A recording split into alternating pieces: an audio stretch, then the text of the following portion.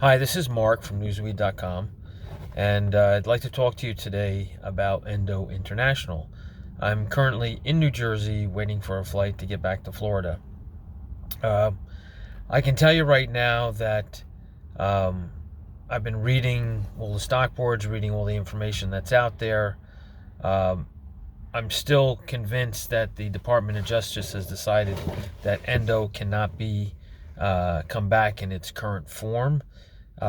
That is not very specific. I don't know if it means that they have to close down shop or they have to just stay out of one sector of the industry. I'm not particularly sure. I do know that March 19th there's supposed to be a hearing for the approval of the plan, which may or may not include the sale of assets, although the Department of Justice reported that there was a sale of assets to its lenders, not creditors. That to me sounds like it could be a bank that's involved or whatever. After that, some objections came through, and there's a list of objections, some of which are from stockholders, which really are meaningless due to the fact that they're not presented by an attorney, and going to court pro se in a case like this is just a waste of time. So there are some other big objections, and I don't think that they'll be settled by March 19th. So I'm happy about those objections. It raises the bar in terms of how the company has to report or proceed in court, and that gives me some hope that perhaps something will turn around. I still think it would probably be in the best interest for Endo to drop its bankruptcy and just move forward, since it's pretty much taken care of all of the major debts that it had and the reason why it went into bankruptcy. And by the way, those things were not commanded by the court. Those things were things that Endo was doing on its own, the negotiations with the opioid victims, the court case outside of the bankruptcy court. That was all done separately, not in bankruptcy court. Okay? So, in my opinion, which means nothing, I think it's to the best interest for Endo to just go back into business. And time will tell. I still think that the Supreme Court decision regarding Purdue is very critical to this case because it affects how the settlements are handled. But I do understand that the court is moving forward and will be hearing from people that have made objections, and that people can present their case. I understand that some of the people want to speak. Some of the people represented that they think that this guy Teddy should be the one that speaks, and I think it's absolutely insane.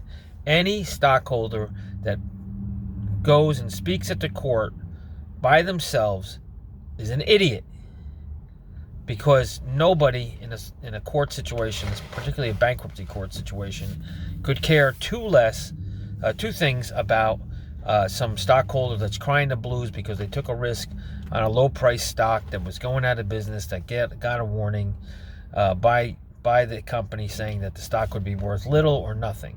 So I don't think that's sensible. However, if there's an attorney that goes and argues the case that there's been problems with the way the bankruptcy has been put together, I'm all for that. It has to be an attorney.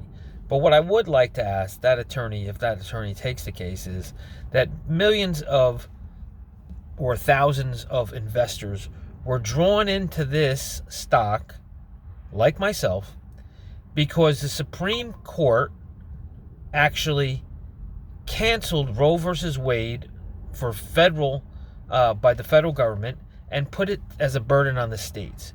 When that happened, the media and everyone was scrambling around to find solution, which of course there was a solution. Endo once marketed a morning after pill. That information was clearly on Endo's site, and people rushed into buying the stock prior to them claiming bankruptcy, but briefly prior to to the company claiming bankruptcy. So many investors got involved with this around 60 cents. The stock jumped up to $1, then it dropped down to 40, then it jumped up to 80. And it was mainly because people were speculating on the fact that Endo provided the morning after pill. Now, this is the part where I think Endo used social media, used the media, timed everything perfectly to get its friends out of the stock at a decent price and into and get retailers in. They trapped them. That's what I think should also be mentioned if there's going to be discussion in the courts. That shows a blatant abuse of the situation prior to bankruptcy. Otherwise, you really need to audit their financial statements in order to prove that they're not claiming the right amounts. And that probably should be done by an outside auditor, which again may take a long time. I also think that people should read the entire 10K. Within the 10K, there is a section that says disagreements with accountants. That's a red flag. I mean, people should realize that, okay, that the company's reporting one thing, but maybe the accountants refuse to sign off of it. That is critically important. Also in that 10K, it says, well, you have to be aware that the bankruptcy may not go through, it may not get approved. These are all things that give me the idea that the company could go back into business. That's really all I have to say. This is Mark Nejmeh from Newsweed.com. Thanks for your time and kindness for listening. I don't know what's going to happen with this. Don't ever take any advice from a YouTuber or StockTwits or Yahoo, because nobody knows anything, and half the people are trying to convince you for their own benefit. Thanks. This is Mark from Newsweed.com. Have a great weekend. I hope I get back to Florida.